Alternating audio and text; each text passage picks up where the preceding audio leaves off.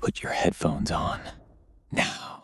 Welcome to Dreadloop, where the silence feels heavier. She said, "We'll get the city to run a full audit." The city did not run a full audit. What the city did was send a single intern from the records department, who spent half a day cross-referencing 20 of the 31 discrepancies, concluded that historical transcription errors in the 2007 database migration were the likely cause, and recommended updating the digital map to match current ground conditions. In other words, move the pins on the computer to match where the stones actually are. Tomas read the intern's report in the break room and said, in his flat, careful way, "So they want us to agree the dead moved, and then move the map to pretend they didn't." Janelle took a sip of coffee. Government work. We laughed. It was the kind of laugh that covers the sound of something you don't want to hear. If you've ever felt this, you know exactly what I mean. The period between when you notice something is wrong and when you can prove it is the loneliest stretch of time there is. May, June. The Memphis summer closed over the cemetery like a hand. 95 degrees by 10 a.m. Humidity that sat on your lungs. We mowed in shifts, early morning and late afternoon, and spent the middle of the day in the maintenance shed or doing indoor work for the front office. I started keeping my own map, not because anyone asked me to, because I couldn't stop. I bought a large format plat book from an office supply store, the kind surveyors use, and I gridded out every section, every row, every plot. I walked the entire property over the course of 3 weeks, spot-checking markers against the database, and I recorded every single discrepancy. I found there were 57, all south-southwest. Here's what made my hands shake when I finished. The overlay. The pattern was not random. It was not a scatter. When I drew lines from each marker's database position to its current physical position, the lines converged. They pointed like arrows on a weather map showing wind direction toward the southwest corner of Section D, toward the Calvary Trust plot. Some of the displacements were small. A plot or two. Those were the recent burials, the last 10 or 15 years. Some were enormous. Burials from the 1960s and 70s had moved 8, 10, 12 rows. As if the longer you'd been in the ground, the further you'd traveled. I showed Tomas the plat book on a Thursday afternoon in the shed. He looked at it for a long time. He's not a man who speaks quickly. He turned the pages. He traced the lines with his finger. He went to the window and looked out at Section D, at the big oaks at the dappled light. "How fast?" he said. "What? How fast are they moving?" I hadn't thought about it in those terms. But I went back to the January walk and the April walk and my May-June survey. Margaret Wilkes, who'd been missing from C7 to 22 in January, was now identifiable in C914. She'd moved 2 rows in 5 months. "A few feet a month," I said. "Maybe less. It's hard to tell without taking measurements every week." "A few feet a month," Tomas repeated. "Yeah, underground. The markers are moving. I don't know what's under them." He looked at me. "Yes, you do." I didn't answer him. We went home. It was 3 o'clock on a Thursday, and the sun was still high and the highway hummed, and people were driving to grocery stores and picking up kids from summer camp. And none of them were thinking about what I was thinking about. And I envied every single one of them. I want to pause here and tell you something about the cemetery that will matter later. We do reinterments. Not often, but 2 or 3 times a year. A family will request that a loved one be relocated to a different plot or transferred to another cemetery entirely. The process involves paperwork, a court order in some cases, and physically opening the vault. In July, we had a scheduled reinterment. The Odom family. Robert Odom died 2017, buried in Section B, Row 3, Plot 9. The family had purchased a new family plot in a cemetery closer to their church in Germantown, and they wanted Robert moved. Standard procedure. Tomas ran the backhoe. Janelle managed the tent and barriers. I supervised. The funeral director from the receiving cemetery was present. One family member, a son, sat in a car in the parking lot. He didn't want to see it. We dug. The vault was where it was supposed to be. Concrete, standard gauge, sealed. We set the straps, we lifted it. We opened it. The casket inside was not Robert Odom's. I knew this because the nameplate on the casket read, Dorothy Zhang Fenton, and because the casket was a model that hadn't been manufactured since the early 1990s. And Robert Odom had been buried in 2017. Tomas turned off the backhoe. He climbed down. He stood at the edge of the hole and he looked in. Janelle looked in. The funeral director looked in. Nobody spoke. I'm going to describe the next 3 seconds to you because they're the 3 seconds I think about when I'm trying to fall asleep at night and can't. The casket was old. Its finish was dull, through the viewing window, which was fogged with interior moisture, I could see fabric, cream-colored satin. Stained and spotted with age, the fabric was moving, not a lot. Not like something alive was underneath it. More like the slow, patient adjustment of cloth settling over a shape that was shifting position by fractions of an inch. The way a blanket moves when someone beneath it breathes very slowly and deep. Sleep. 1 breath. 2. 3. Then it stopped. I stepped back from the hole. The funeral director stepped back. Janelle was already 5 feet back. Tomas hadn't moved. Close. I said. The funeral director said, That's not the right. Close the vault. He looked at me. He looked at the nameplate on the casket. He looked at the vault. Whose is that? He said, I checked our records that afternoon. Dorothy Zhang Fenton had been interred in Section D, Row 2, Plot 6, in 1991, Section D 300 feet south of where we'd just dug. Her current marker location, on my plat book, showed her at C4 to 3. She was moving north to south through the ground, the same direction as everything else. We had found her in Section B. She had passed through Section C entirely. She had passed through her own current marker position. She was ahead of her own headstone. The dead were not just moving across the surface. They were moving through the ground. The markers were following, slowly, like shadows that can't quite keep up. Robert Odom's vault, when we finally located it, was in Section C, Row 1, Plot 4, 40 feet south of his original position. We confirmed his casket, his nameplate, his date. We completed the reinterment. The family never knew. This is the part I have to be careful with. We had a conversation that afternoon. The 3 of us in the shed, with the door closed and the fan running. No one from the front office, no funeral director. Just Tomas, Janelle, and me. We tell somebody, Janelle said. Tell them what? I said, tell them the dead are moving through the ground toward a corner of the property, and one of them is ahead of her own headstone. And they'll do what? The city sent an intern who said it was a database error. Then we go to the paper and say what? We're 3 groundskeepers who think the dead are migrating? Janelle put both hands flat on the workbench. Clive, I watched fabric move inside a casket that's been sealed for 32 years. I know, so what do we do? Tomas was sitting on the cooler. He hadn't said anything.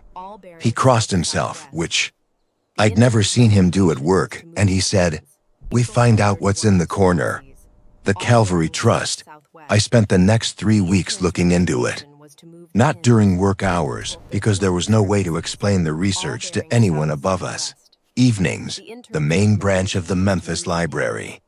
County records, property filings, trust registrations. The plot in the southwest corner of Section D was purchased on September 3, 1983, by an entity called the Calvary Memorial Trust. The trust filing listed a single trustee, a man named Ellis Wayne Broom. The trust's stated purpose was perpetual reservation and future interment. Ellis Wayne Broom died on November 19, 1983. 77 days after purchasing the plot, he was not buried in it. According to his death certificate, he was cremated. His ashes were scattered by his daughter at an undisclosed location. There's no marker for Ellis Wayne Broom anywhere in Shelby County. A man purchased a burial plot, specified that it be held in perpetuity, and then made sure he was never buried.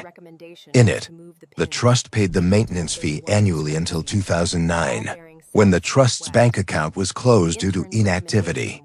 The cemetery had continued to honor the reservation because no one had ever bothered to review it. It cost the county nothing. It was just a rectangle of grass behind a low iron chain. I told Tomas and Janelle what I'd found. So it's empty, Janelle said. It's been empty for 40 years, but everything is moving toward it. Yes, she leaned back in her chair. Everything is moving toward a grave that a man bought for himself, and then made sure he'd never be put in. Yes, Tomas said maybe he knew what would happen if he was in it. We sat with that. There's a thing about fear that I want to describe, because it's different from what you see in movies. Real fear, the kind that builds over months, doesn't spike. It doesn't scream. It accumulates in the back of your teeth like a taste you can't rinse out. You go about your day. You mow. You edge. You eat lunch under the magnolia. And beneath all of it, steady as a heartbeat, is the knowledge that the ground you're sitting on is not still. I've never heard anyone else describe this. If you have, say so. There were 6 graves in row 14 when I started this job. By October, there were 7. No one had been buried there since 2019. I work at a municipal cemetery in the greater Memphis area. I'm not going to name it because I still work there, and because what I'm about to tell you involves records that belong to the county. I have no interest in getting fired over a YouTube video. I've been doing this 23 years. I plan to retire doing it, but I need to say this out loud because I've been carrying it for 11 months now, and the 3 people I work with every day have started carrying it too, and none of us have told anyone outside the crew. We tried once.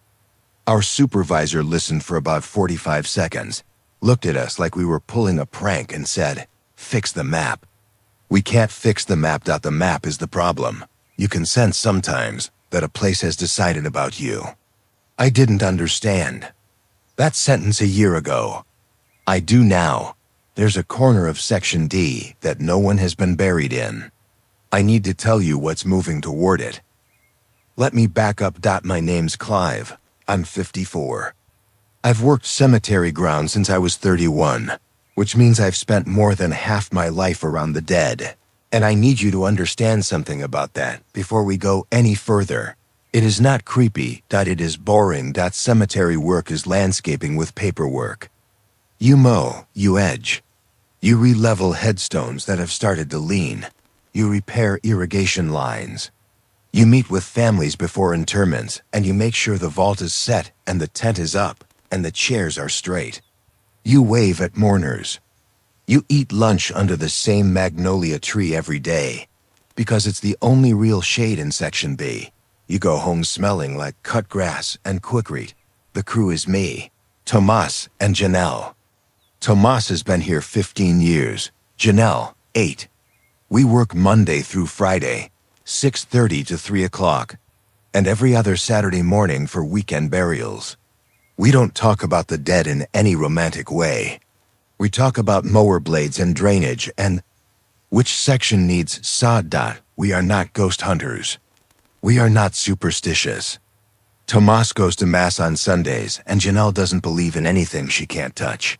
And I'm somewhere in between, the way most people are when they've been alive long enough to know that certainty is a luxury. I'm telling you this so you understand. What happened this year did not happen to people who were looking for it. The first thing was in January. We do a full property walk every quarter. All 42 acres, section by section, checking markers against the master plot map. The map is a laminated printout updated by the front office whenever a new interment is logged. It shows every occupied plot, every reserved but empty plot, and every available plot. Each one has a number.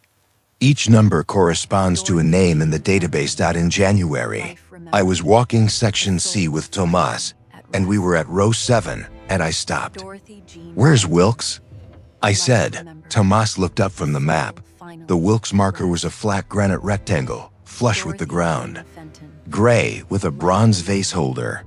I'd edged around it 100 times. Margaret Wilkes, 1934 to 2018. She was in C7 to 22. I knew where she was the way I knew where the water spigots were. Muscle memory. C7 to 22 was empty. Not missing, headstone empty. Empty. The grass was unbroken. The ground was level. There was no impression, no outline, no shadow of where a stone had been. It looked like no one had ever been buried there. Tomas looked at the map. July 22nd, Wilkes Margaret. Interred March 2018. We both looked at the ground. Maybe they pulled it for cleaning? Tomas said, "Front office sometimes does that. They don't pull flat markers. They clean them in place.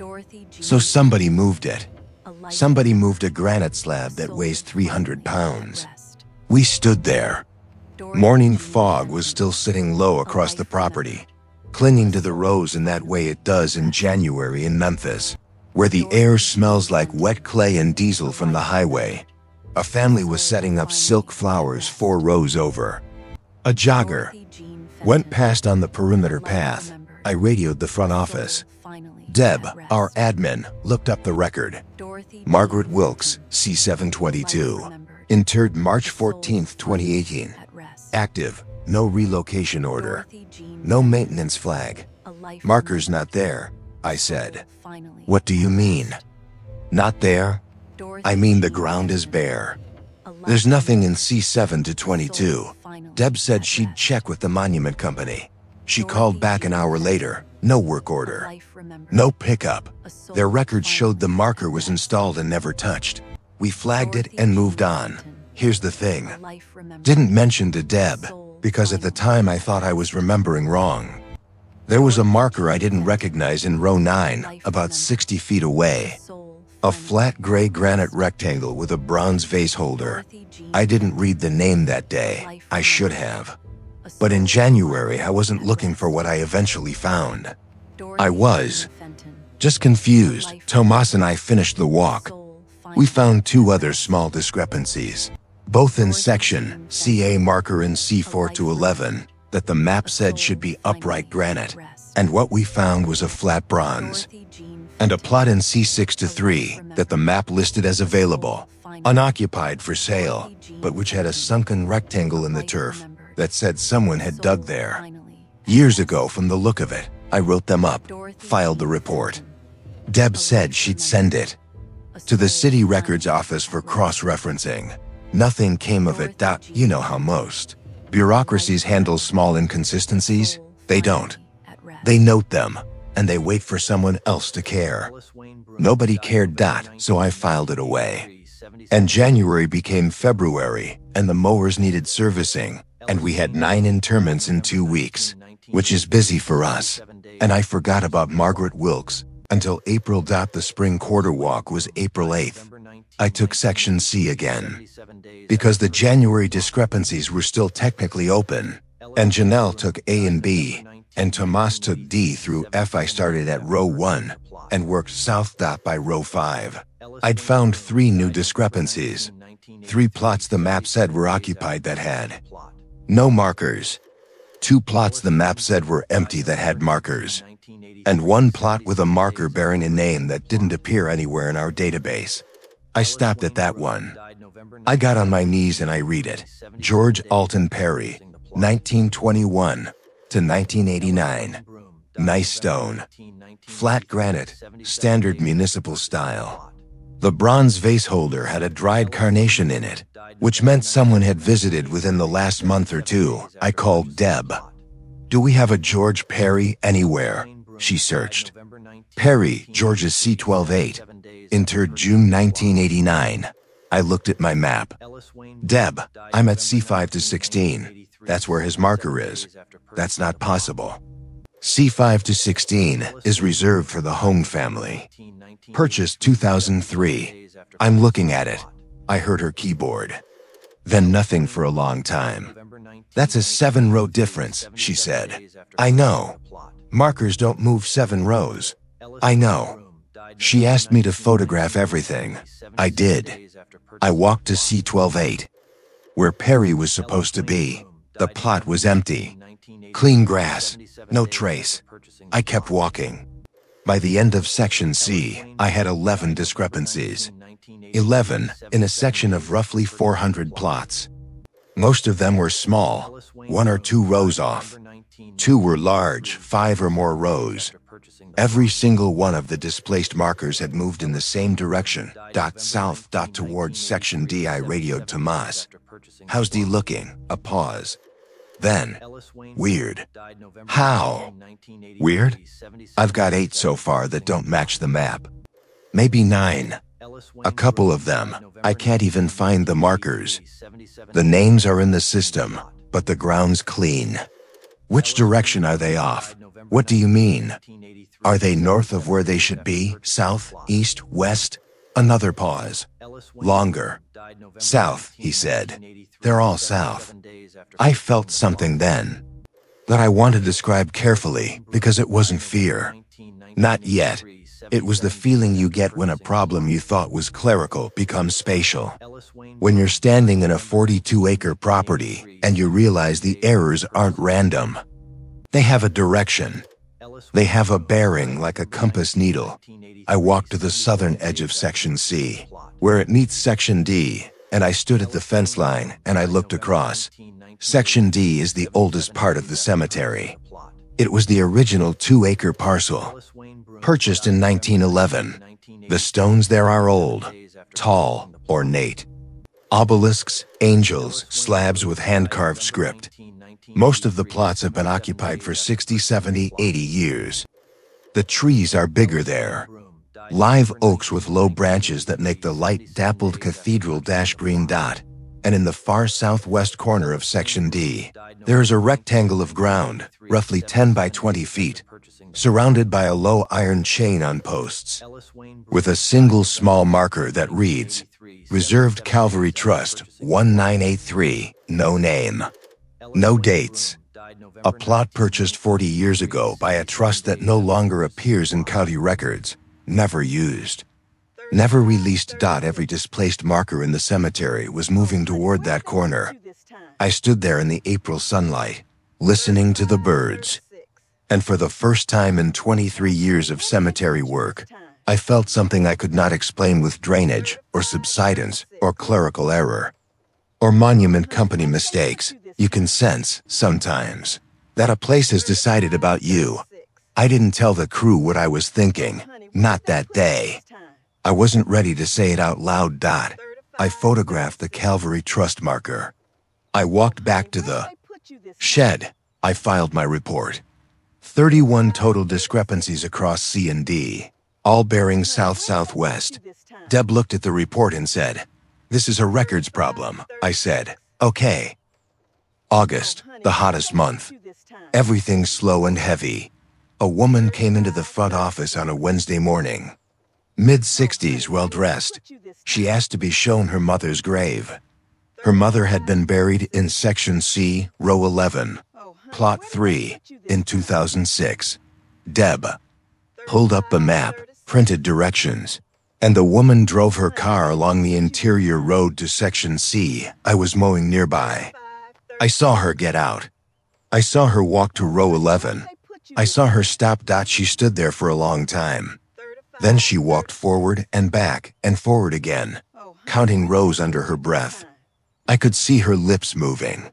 She had flowers in one hand, a small bundle of yellow roses, and she was holding them at her side while she counted. She came to me. Excuse me. I'm looking for my mother, Bernice Haslam. She should be right here. I knew the name. I knew the plot. I also knew from my plat book that Bernice Haslam's marker had shifted 4 rows south since 2006. Let me check for you, I said. I walked with her. I found the marker at C15-3, 4 rows south of the original plot. The grass around it was settled and even. The stone looked like it had been there for years. The woman stood over it. She read the name. She put the flowers in the vase holder. Then she looked at me, and she said something I have not been able to stop thinking about since. I used to visit her every year, she said. I live in Nashville now, so I don't come as often. But I swear, she used to be closer to the road.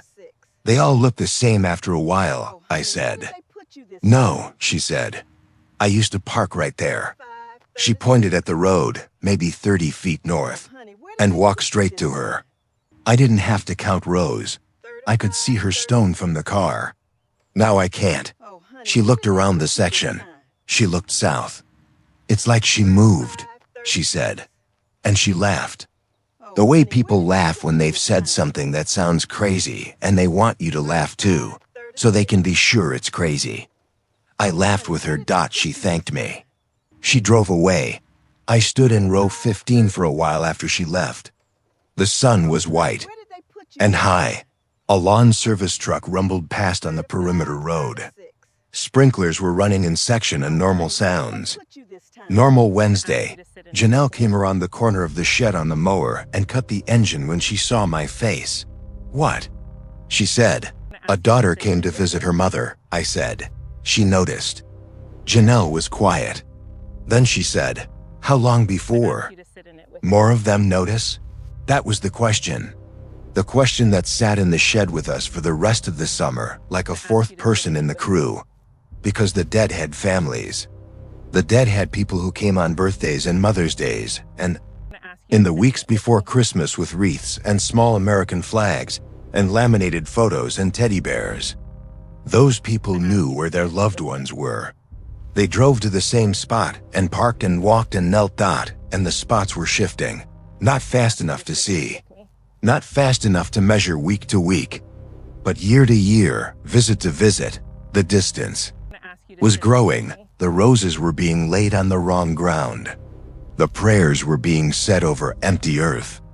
And the dead were somewhere else, below and ahead, making their slow, patient way toward a rectangle of grass in the southwest corner of Section D that a man had bought for himself and then refused to fill. You can sense, sometimes, that a place has decided about you. I understood that sentence now. The cemetery had not decided about me. The cemetery had decided about them. About all of them. About everybody in its care. And the decision was, south, September. Thomas said we should go look at the corner, not dig, not excavate. Just walk up to the Calvary Trust plot, the three of us during work hours, and stand there and see if anything about the ground was different from what you'd expect of a plot that had been empty for 40 years. We went on a Thursday, around 2 p.m. The light in that part of Section D is filtered through the live oaks, dappled green gold. It was warm, but not punishing. The old stones stood around us, tall and carved and still. The air smelled like cut grass and something underneath it. The loam smell you get when clay soil holds moisture deep. The iron chain was low, maybe 10 inches off the ground, 4 posts. I stepped over it. The grass inside the rectangle was different. I need to be specific. It was the same species, the same Bermuda, the same cut height. But it was thicker, lusher, greener than the surrounding turf, in a way that didn't make sense because no one had been fertilizing it, and the irrigation didn't run to this corner. The grass looked fed. I crouched down. I put my hand on it. The ground was warm, not sun warm, warm from below. The way soil gets over a shallow pipe or a compost pile. Except there were no pipes here. I'd reviewed the irrigation plat myself. Nothing ran to this corner. Nothing had ever run to this corner. Janelle crouched next to me. She put her hand down. You feel that? She said. It wasn't a question. Yeah, Tomas was still standing. He was looking at the small marker. Reserved Calvary Trust 1983. He reached down and touched the top of it. It's vibrating, he said. I stood up. I touched the marker. He was right. A faint, low vibration, barely perceptible, like touching the housing of a machine that's running at low speed somewhere far away. Not a buzz, not a hum, a movement. Coming from below, we stood there, the three of us, in the dappled light, in a working cemetery on a Thursday afternoon, with mourners visible 100 yards away and the sound of traffic on the highway and a mockingbird going through its whole repertoire in the oak above us. Took my hand off the marker. There was a moment of silence. I'm going to ask you to sit in it with me, because it's the moment I think about. The silence lasted about 4 seconds. That's not a long time. But in those 4 seconds, the vibration in the marker increased, not by much, just enough that I could feel it through the soles of my boots, standing on the grass, 3 feet from the stone. The ground itself was carrying it now, and in those 4 seconds, I became aware of a sound. Not a new sound. A sound that had been there the whole time, underneath the traffic and the mower and the mockingbird. And I had been hearing it for months without knowing what it was. It was the sound of settling. The long, low, deep earth sound. Of soil compressing under weight. The sound a grave makes in the weeks after burial, as the ground adjusts to what's been placed inside it. I'd heard it 1,000 times. It's normal. It's geology. But this sound was continuous. It wasn't one plot settling. It was the whole southern half of the cemetery, settling slowly, steadily, like a bowl being pressed into soft clay from below. The ground was making room. The corner was filling, not with a body, not with a casket, with all of them. Every burial. In the cemetery, over the course of years and decades, sliding imperceptibly through the earth, drawn toward this 10 by 20 rectangle of well-fed grass and warm soil, where a man had once prepared a place and then refused to occupy it himself. What was coming to fill it was everyone else. Tomas stepped back over the chain. Janelle followed. I was last. None of us spoke until we were back at the shed. Janelle sat down and said, very quietly, "What does it want?" Tomas shook his head. "I don't think it wants anything," I said. "I think it's just where they go. Where they all go." Eventually, she looked at her hands. "We can't tell the families," she said. "No, we can't move them back. No, so we just mow." Nodded. We mow, we edge. We fix the map when someone notices, and we don't dig in that corner. That was the agreement, unwritten, unstated beyond that afternoon. We went back to work the next day, and the day after that, and the day after that.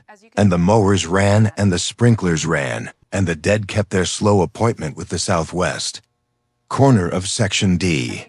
And we maintained a cemetery that was rearranging itself beneath us at a pace too slow to prove and too steady to deny. Last month, in November, the city finally sent an auditor. Not because of us, because a family filed a complaint. The daughter from Nashville, the one with the yellow roses. She'd come back and her mother had moved. Another row. The auditor spent 2 days with our records and 3 days in the field. He found what we'd found. He documented 68 discrepancies, and in his report, he attributed them to a combination of historical mapping errors, monument displacement due to soil hydrology, and inconsistent record-keeping across 3 database platforms. He recommended we update the master plot map quarterly. He did not mention that every discrepancy bore in the same direction. He did not mention the Calvary Trust plot. He may not have noticed. He was working from a spreadsheet. And spreadsheets don't have compass roses. We updated the map. We printed the new laminated version. Deb taped it to the wall in the front office, over the old one. I looked at it for a long time. The new map showed the current marker positions. Clean, accurate, correct to the ground truth as of November. It was already wrong. I knew it was wrong because I'd walked Section D that morning, and 2 markers had shifted since the auditor's survey. An inch, maybe 2, south-southwest, toward the corner. The map on the wall will never be right. It can't be right. It's a photograph of something that won't hold still. Monday morning, the crew came in. Tomas with his thermos, Janelle with her phone playing something quiet. We sat in the break room. The fluorescent light buzzed. The coffee was bad, the way it always is when nobody cleans the pot over the weekend. Our supervisor walked in with the auditor's final recommendations. He read them off a printed sheet. Updated mowing schedule. Revised marker check protocol. Quarterly resurvey of sections C and D. He didn't mention the corner. Nobody mentioned the corner. Tomas caught my eye across the table. Janelle studied her coffee. The briefing lasted 7 minutes. Our supervisor said, "Questions?" Nobody had questions. We put on our gloves. We went outside. The sun was low, and the air was cool, and the dew was still on the grass. You could see it catching the light across the rows of Section B, each little drop sitting on a blade, not moving. Not yet. I still work there. I was there this morning. Every few weeks, I walk the property with my plat book, and I update my personal map. The discrepancies keep growing. The direction doesn't change. The corner in Section D gets a little greener, a little warmer. The marker for the Calvary Trust still vibrates when you touch it. Softer some days, stronger on others. Last week I was eating lunch under the magnolia in Section B. Tomas was across from me, unwrapping a sandwich. The noon light was bright and flat. "Clive," he said. "Yeah, you ever think about what happens when they all get there?" I looked south, toward the oaks, toward the corner I can see from every point in the cemetery, because I always know exactly where it is now. "No," I said. "I try not to." He nodded. He took a bite of his sandwich. The sprinklers came on in section. A car pulled through the main gate. Somewhere in Section D, beneath the dappled light and the warm soil and the well-fed grass, the ground shifted less than the width of a fingernail, and no one heard it. Except maybe us. You can sense, sometimes, that a place has decided. About you, I still don't know what the place has decided. I just know it's not finished. Good night.